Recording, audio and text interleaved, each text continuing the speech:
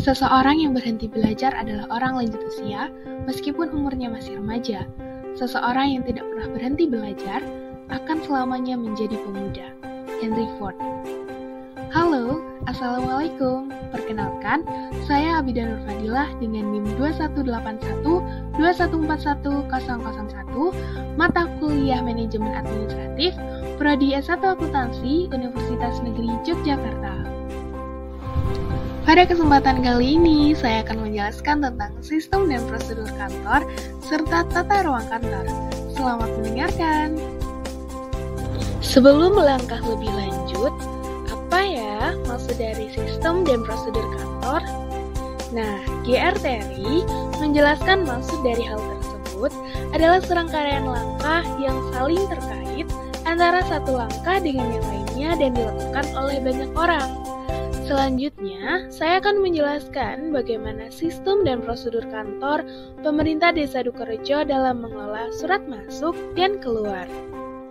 Sistem dan prosedur penyelesaian surat masuk pada pemerintah Desa Dukorejo dilakukan dengan 3 langkah.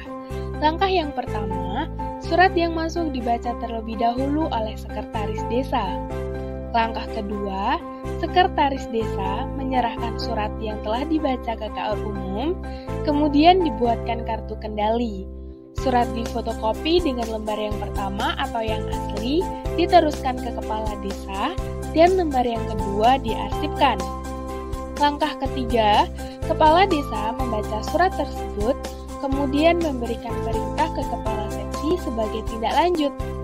Nah, untuk surat keluar, langkah yang pertama adalah surat dibuat oleh kepala seksi pemerintahan terlebih dahulu, lalu kepala desa membaca dan meneliti surat tersebut.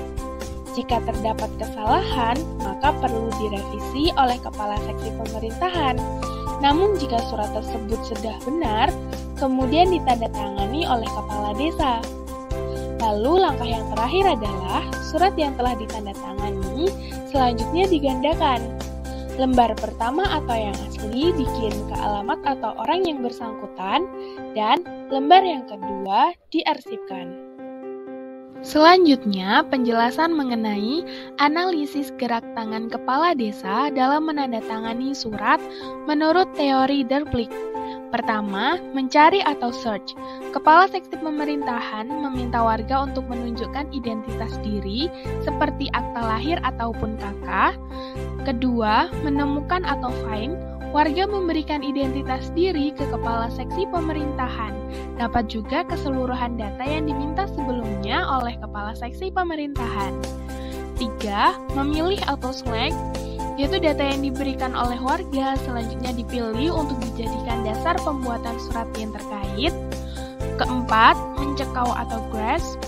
Dari data yang dipilih, kemudian kepala seksi pemerintahan membuat surat yang dimaksud. 5.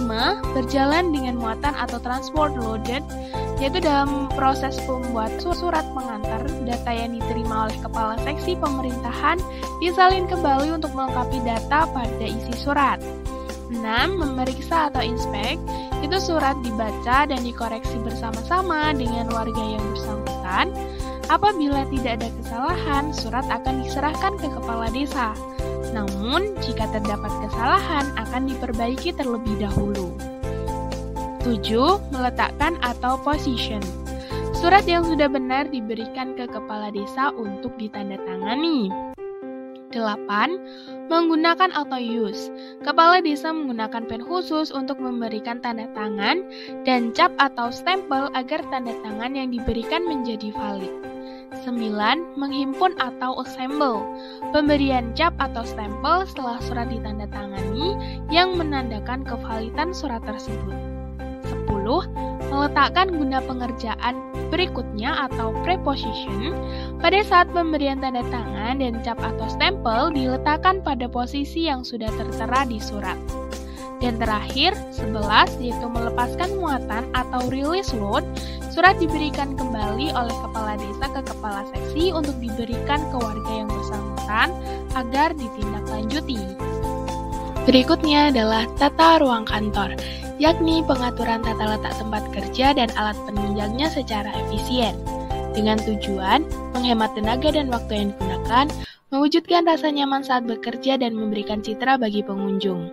Ketiga, tujuan tersebut dapat terwujud dengan dilandaskan dengan 4 asas, yakni asas jarak terpendek, yaitu proses penyelesaian pekerjaan dengan jarak tempuh sedekat mungkin antara satu pegawai dengan pegawai lainnya.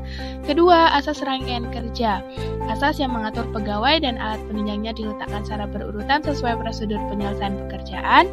Tiga, asas penggunaan segenap ruang, keseluruhan ruangan yang tersedia dipergunakan dengan seluruhnya. Dan keempat, asas perubahan susunan tempat kerja, yaitu semua benda di ruangan sifatnya tidak menetap. Pada kesempatan kali ini, kita akan menganalisis salah satu organisasi bidang jasa keuangan yang memiliki cabang di berbagai wilayah Nusantara, yaitu PT Bank Rakyat Indonesia Persero Tbk, terkhusus pada Bank BRI Unit Bayan.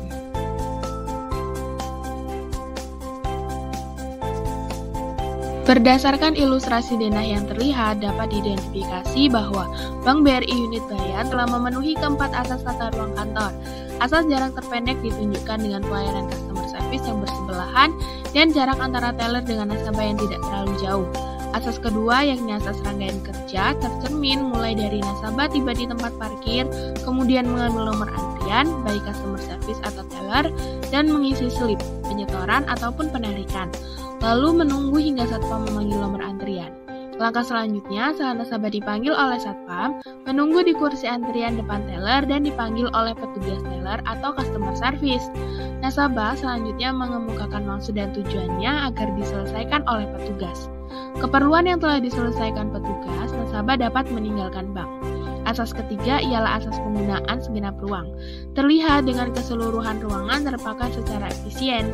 Tidak hanya ada meja dan kursi di lantai, namun dinding pun terpasang televisi dan papan informasi terkait suku bunga. Asas keempat yaitu asas perubahan susunan tempat kerja. Semua benda di ruangan tersebut dapat dipindahkan ke lain sisi tanpa mengeluarkan biaya tambahan yang besar. Bank BRI Unit Bayan juga termasuk dalam tata ruang kantor terbuka. Hal tersebut dikarenakan semua pekerjaan baik petugas teller atau customer service dapat terlihat dan tidak ada sekat yang menghalangi. Analisis lingkungan dan kondisi fisik. Yang pertama, cahaya. Bank BRI Unit Bayan, cahaya ruangannya termasuk dalam jenis cahaya langsung. Sinar lampu memancar langsung tanpa ada penghalang. Meskipun demikian, letaknya yang tidak langsung di atas meja dapat mengurangi dampak kelelahan mata petugas. Kedua, warna. Bank BRI Unit Bayan menggunakan warna abu-abu netral pada ruangannya. Warna abu-abu memiliki arti profesionalisme dan keseriusan. Tidak hanya didominasi warna abu-abu, warna biru pun turut menghiasi ruangan Bank BRI Unit Bayan. Warna tersebut telah sesuai dengan pekerjaan petugas, di mana membutuhkan kedamaian dan ketenangan agar fokus dan teliti. Selanjutnya, udara. Bank BRI Unit Bayan sudah menangani faktor udara dengan baik. Terdapat AC di setiap ruangan dan ventilasi udara untuk pergantian udara di ruangan tersebut. Terakhir, suara. Letak Bank BRI Unit Bayan yang berdekatan dengan jalan raya sangat berpotensi menerima suara bising dari lalu lalang kendaraan yang ada. Dampaknya, seringkali ada kesalahpahaman antara petugas dengan nasabah terkait informasi yang disampaikan. Demikian penjelasan terkait analisis saya. Semoga bermanfaat. Wassalamualaikum warahmatullahi wabarakatuh.